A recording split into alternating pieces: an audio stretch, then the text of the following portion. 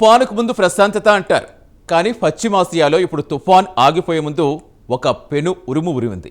నెలకు పైగా ప్రపంచాన్ని భయపెట్టిన యుద్ధ మేఘాలు నెమ్మదిగా విడిపోతున్నాయి. కాల్పుల విరమణకు రంగం సిద్ధమవుతోందని, శాంతి ప్రకటన ఏ క్షణంలోనే వెలువడొచ్చని అంతర్జాతీయ సమాజం ఊపిరి పీల్చుకుంటున్న తరుణంలో ఇరాన్ నుంచి ఒక సంచలన భయానకమైన హెచ్చరిక అణుబాంబులా పేలింది. ఇది యుద్ధం ముగిసినా అది సృష్టించిన ప్రమాదం ఇంకా పొంచి ఉందని చెప్పే ప్రమాద గంటిక. బుషేహార్ అణు విద్యుత్ కేంద్రంపై అమెరికా, ఇజ్రాయెల్ దళాలు 4 సార్లు దాడి చేస్తాయని ఇరాన్ సంచలన ఆరోపణలు చేస్తుంది. ఒకవైపు శాంతి పౌరులు ఎగిరిపోతున్నాయనుకుంటే మరోవైపు అణు విలయం హెచ్చరికలు ఎందుకు వినిపిస్తున్నాయి? ఈ వైరుధ్యం వెనుక ఉన్న కథేంటి?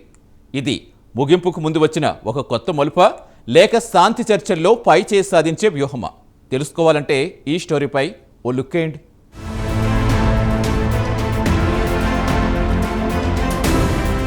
ఇరాన్ విదేశాంగ మంత్రి అబ్బాస్ అర్ఘాచి చేసిన ఒకే ఒక్క సోషల్ మీడియా పోస్ట్ శాంతి చర్చల వేళ ప్రపంచాన్ని ఉలిక్కిపడేలా చేసింది. ఇజ్రాయెల్, అమెరికా కలిసి తమ బుషెహర్ అణు కేంద్రంపై ఇప్పటికే 4 సార్లు బాంబు దాడులు చేశాయని ఆయన ఆరోపించారు.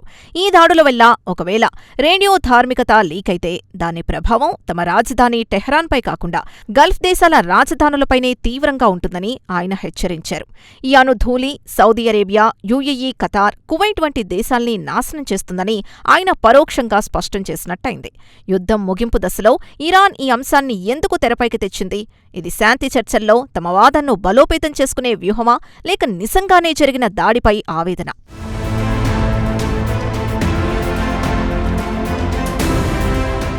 ఈ సందర్భంగా అర్ఘాచి పశ్చిమ దేశాల ద్వంద్వ వైఖరిని తీవ్రంగా ఎండగట్టారు.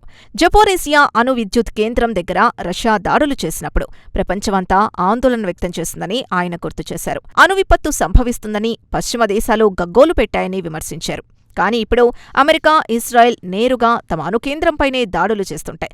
ఈ దేశాలన్నీ ఎందుకు మౌనంగా ఉన్నాయని ఆయన ప్రశ్నించారు. ఇదే వారి పాశ్చాత్య కపటత్వమని ఆయన నిప్పులు చెరిగారు. ఈ ఆరోపణలు ఇప్పుడు కాల్పుల విరమణ చర్చల నేపథ్యంలో కొత్త ప్రశ్నలను లేవనెత్తుతున్నాయి. ఒకవేళ ఇరాన్ ఆరోపణలు నిజమైతే పశ్చిమాసియా ఒక ఊహకందని విపత్తంచున ఉన్నట్టే. అణు విద్యుత్ కేంద్రంపై దాడులు అంతర్జాతీయ చట్టాలను ఉల్లంఘించడమే కాదు, మానవాళి మనుగడతో చెలగాటమాడటమే. ఈ యుద్ధం ఇప్పుడు కేవలం 2 దేశాల మధ్య పోరాటం కాదు, ఇది మొత్తం ప్రాంతాన్ని అణు విలయంలోకి నెట్టే ప్రమాదకరమైన క్రీడగా మారుతోంది. ఈ ఆరోపణలపై అమెరికా, ఇజ్రాయెల్ ఎలా స్పందిస్తాయి? కాల్పుల విరమణ ఒప్పందంలో ఇలాంటి దాడులు పునరావృతం కాకుండా ఎలాంటి హామీలుంటాయి? ఒకవేళ యుద్ధం ముగిసినా బుషెహర్ ప్లాంట్ భద్రతపై నెలకొన్న అనుమానాల్ని ఎవరు నివృత్తి చేస్తారు? ఇప్పుడిప్పుడే శాంతి పవనాలు వీస్తున్న వేళ ఈ అణు హెచ్చరికలు రాబోయే రోజుల్లో ఎలాంటి పరిణామాలకు దారితీస్తాయో వేచి చూడాలి.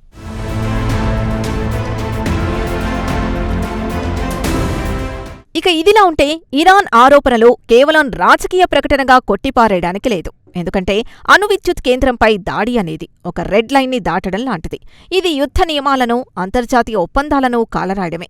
ఈ నేపథ్యంలో అంతర్జాతీయ అణు ఇంధన సంస్థ పాత్ర అత్యంత కీలకంగా మారింది. ఇరాన్ ఆరోపణలపై తక్షణమే ఒక స్వతంత్ర దర్యాప్తు జరిపించాల్సిన బాధ్యత ఈ సంస్థపై ఉంది.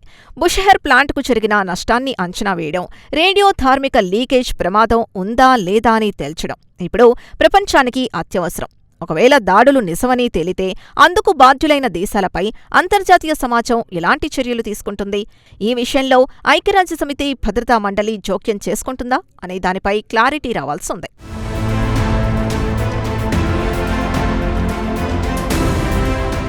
ఈ మొత్తం ఎపిసోడ్లో భారతదేశం వంటి తటస్థ దేశాల పాత్ర కూడా ముఖ్యమైంది. ఒకవైపు శాంతి చర్చలకు మధ్యవర్తిత్వం వహిస్తూనే మరోవైపు అణుభద్రత విషయంలో గట్టిగా గళం విప్పాల్సిన అవసరం ఉంది. అణుశక్తిని శాంతియుత ప్రయోజనాలకే వాడాలని, అణు కేంద్రాలను యుద్ధ లక్ష్యాలుగా చేసుకోకూడదని భారత్ ఎప్పటినుంచో వాదిస్తోంది. ఇప్పుడిదే సూత్రాన్ని ప్రపంచ దేశాల ముందు మరోసారి గట్టిగా వినిపించాల్సిన సమయం ఆసన్నమైంది. కాల్పుల విరమణ ఒప్పందం కేవలం కాగితాలకే పరిమితం కాకుండా భవిష్యత్తులో ఇలాంటి ప్రమాదకరమైన చర్యలు పునరావృతం కాకుండా చూడటమే నిజమైన శాంతికి పునాదవుతుంది.